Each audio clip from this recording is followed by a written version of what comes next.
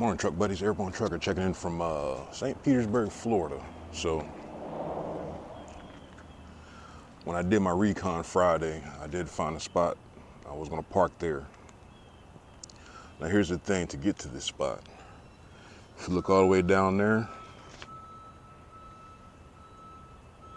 it's no turnaround. I got here about 9 o'clock. It was just getting dark. All right. But I called here Friday. Hey, yeah, we're going to unload you on the street. So I already knew in the back of my mind I had to get set up to be able to leave yourself an out. Whenever you park, you leave yourself an out. There's a gate there. All right, so that was blocked off. So when I pulled up, I looked on the map. Of course, it looked different. I said, I can turn around in here.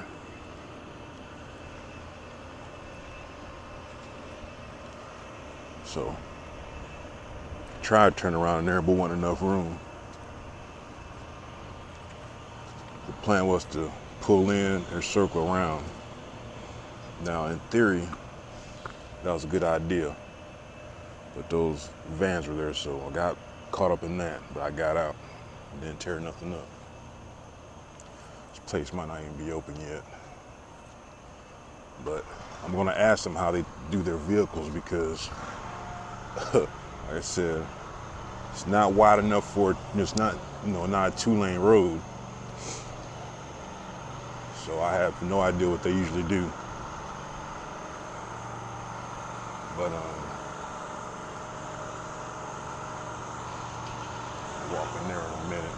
It's about 7 o'clock, see if the doors open. I don't know what time they open up.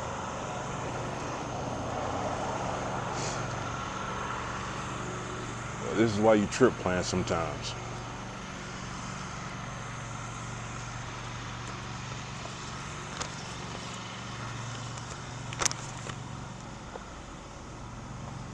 Try to leave myself enough time to leave to make sure I was able to get situated with the parking. I didn't care about parking up, but I wanted to make sure. I was all out the way and all set up. Like I said, you can see it's a dead-end street. Right next door is that John Deere I delivered to. But pulled all the way in, and the plan was to back into that driveway on the left. All right. I touched that pole right there on the right side. But like I said, I turned around in there when it wasn't nearly enough room. But I got backed out, got on the main road, back down this way. I pulled forward all the way into that bay, and then I straight line back down that way. Now I can only assume that whenever they do get trucks, they go straight in, and maybe they back up across here. Only problem is if they have 2 trucks there, if they've got vehicles there, you're not gonna be able to back up there. So that was a pickle within itself. Like I said, you always want to take your time thinking about what you're doing. When you're backing in tight areas, even if you're in a wide open area. Because I literally took damn near an hour. I got here about 8:30 and I was done about 9:30, getting turned around, getting situated. But yeah, literally the next driveway is a John Deere place I delivered some tractors to. But yeah, so hopefully everybody enjoyed their Father's Day weekend. I appreciate all the Father's Day shout outs, but I have no kids, 0 kids, all right? So I'm not sure what time these folks open up. It's 7:30. Probably just waiting. Like I know they said about 10, but who knows? But trying to think, even if I couldn't have turned enough lot up there because it was too tight. Even if I would have swung wide, came all the way down, and ran up on that and pulled straight in. Like I said, it was just a mess, but sometimes it works out, sometimes it doesn't. Well, like I said, whenever you're in a situation to where you're not sure about something, and get out and look, because I kind of wish I would have had the camera set up, because it was crazy. You know what I'm saying? I think most of those tire marks are mine. But it said, you know, it's under surveillance 24 hours. I don't give a crap. I ain't hit nothing. But I probably could have made that turn if that green dumpster and those vans weren't there. I probably could have made it in, not with no problems, but still didn't hit anything. But, you know, like I said, I try to backing off the road here. It's just, like you said, when it's dark and you're tired, it makes everything more challenging. But, like I say, no harm, no foul. No harm, no foul.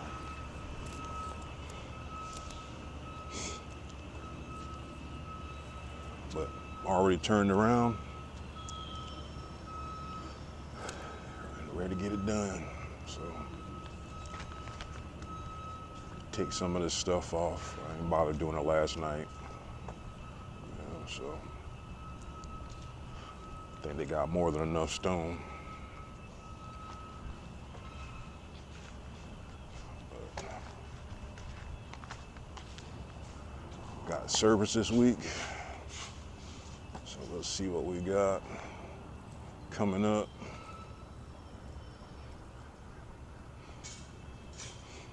Like I said, it was pitch black dark down here. And I definitely don't see nothing down there to where to turn around at.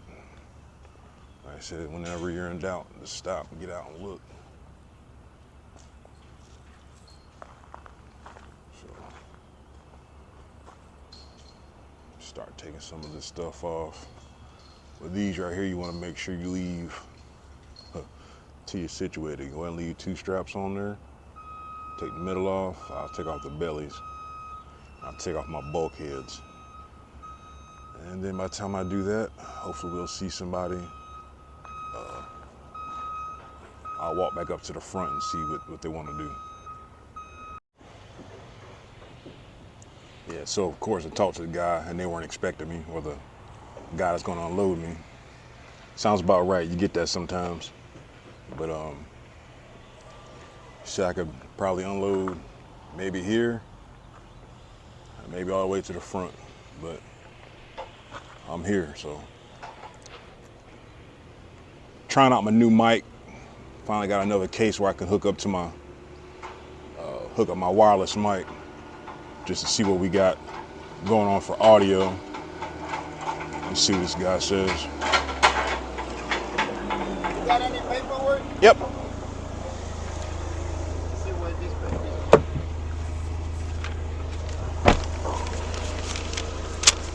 Thank you, sir. Yep. Hit it.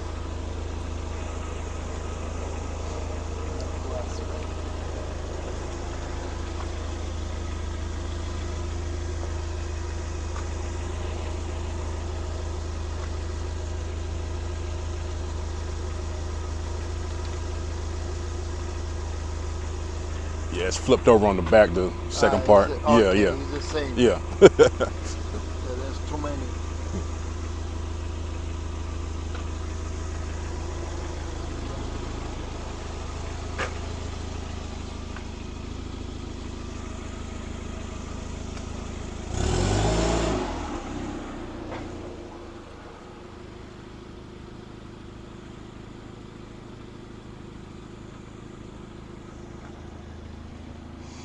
See what we gonna do. See what we gonna do. Hopefully my wireless mic's picking up all the audio.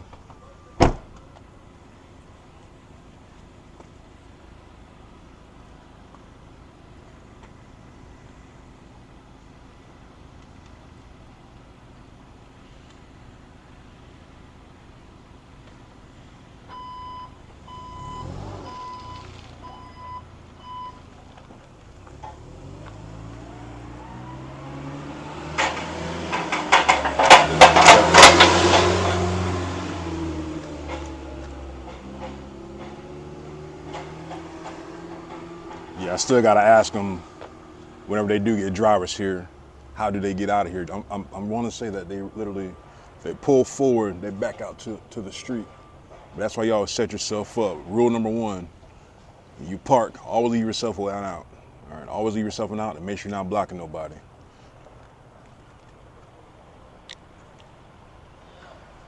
Like I said, enough spot, then block the dumpster, and then block the folks that stay back there.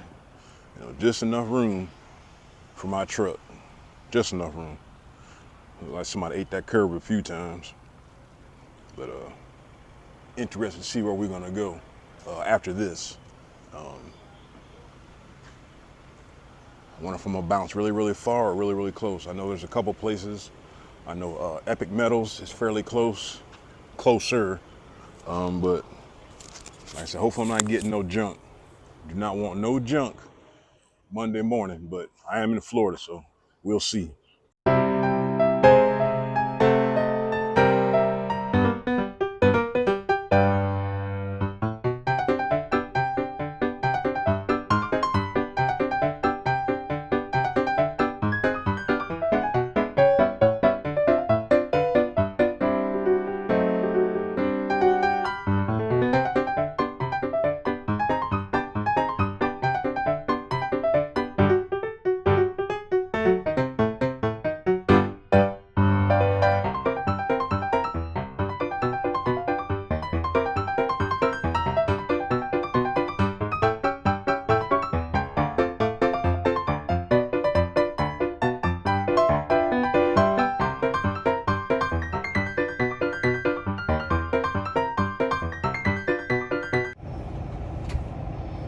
All right, so finally unloaded.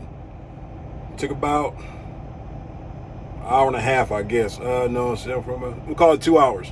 All right. So I was asking the guys, like, hey, so when you guys usually get trucks in, what do y'all usually do? So sometimes, depending on what they have, we have them pull, we nose in, then, you know, you back out onto the street and we hold traffic for you. Yeah, got it. Now, it probably wouldn't have been no issue, but maybe it would have been. But there's a truck over there now where I got to back into. I mean, it should be fine, but what would I do if there's 2 trucks there? You know, then I'm stuck. That's why I always leave yourself an out. The way out, always, regardless of what they say. All right, so I get the luxury of going all the way back to Jacksonville to go to Georgia. 200 mile to the pickup and 250 miles to deliver. Very frustrating. So they always say park up to get the best loads. Park up, park up, park up. In theory, yeah, whatever. It is what it is, man. So ain't nothing you can do about it. It's always good coming into Florida, but you eat crap going out. But there could be something better, you know. 400 miles total for $700. $759. 216 miles to pick up and 300 miles to deliver. Very frustrating. You know, you would think being first thing in the morning, Monday, it would get something a little bit better than that. But, oh well, enough cheese with that wine. So, got unloaded fairly quickly. They did, I think, 2 slabs at a time, which was good because I thought it was going to take longer than that. I thought they were going to do 1 at a time. But, yeah, so lady was expecting me at 10. Got here first thing this morning. Like I said, didn't tell the workers. You know, that's kind of counterproductive. Let your folks know that, hey, you know, you got a truck coming Monday. You know, so there's very little communication on their part. But got unloaded, and now we're going to head back to Jacksonville. Let's go play in traffic. We'll see you on the next one.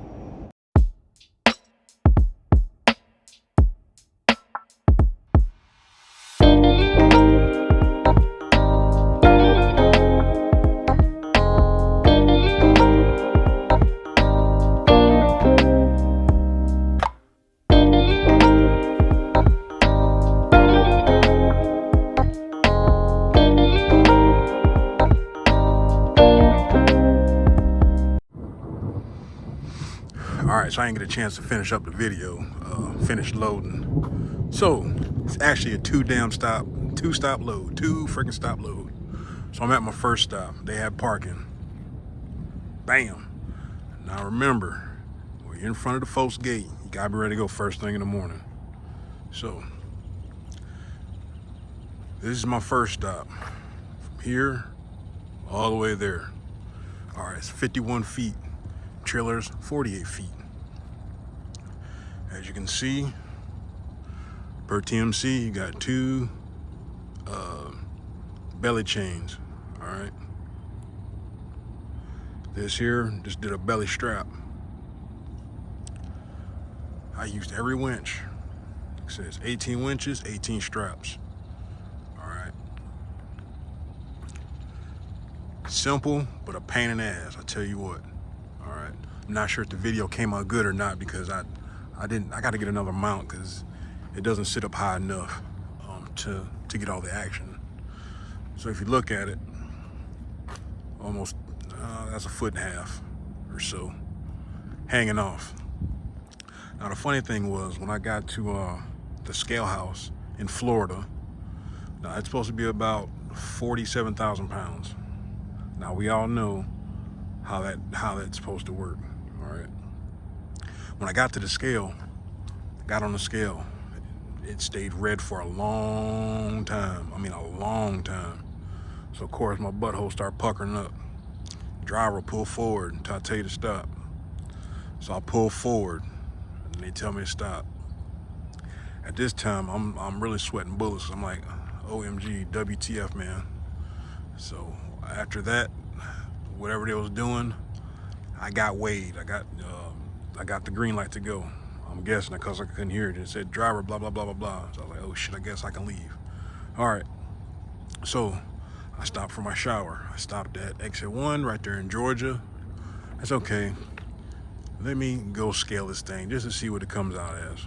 Because it kind of doesn't pull heavy. It seems like it's normal. I scaled out, which I don't think is right because it came up exactly 85,000 pounds. That's not possible. So there's no way in the world I was 5,000 pounds over and Florida let me get by. So I'm just assuming that it was just a little heavy, but not enough warranted for, I guess, overweight ticket. Because I've been overweight before and I've had a ticket before. It was like 120 some odd dollars. But I guess this wasn't overweight, but like I said, it made my butthole pucker up a little bit. So get this off. Every stop is additional $25. So I've got additional $20 to $5 for this. I had to drive over 200 miles. So I get 20 cents per mile for all miles going back to the pickup. So this turned out being about an $800 load. All right, so like I said, unload this in the morning and go head to Macon and drop this off. Like I said, I didn't even know it was a 2-stop till I got there to check in, and I'm looked at my dispatch. I'm like, what in the world, 2 stops? But whatever, it is what it is, man. Stuff like this, hey, just take your time. You put extra straps. Like I said, it's belly chains, 2 strap per, alternate the straps. Tie them down as tight as you can get. You can never do it too tight. All right. So we'll get up around about 5:30. I'm guessing if they get it, open at 7. It says don't block gate.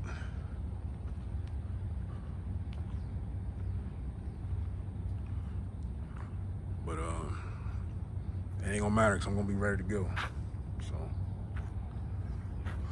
I haven't hauled this stuff in a long time, and it's just a pain in the butt, man. Because they load so fast, you gotta hurry up and do your belly chains, belly straps, and you gotta secure it. But there we go. See you in the morning.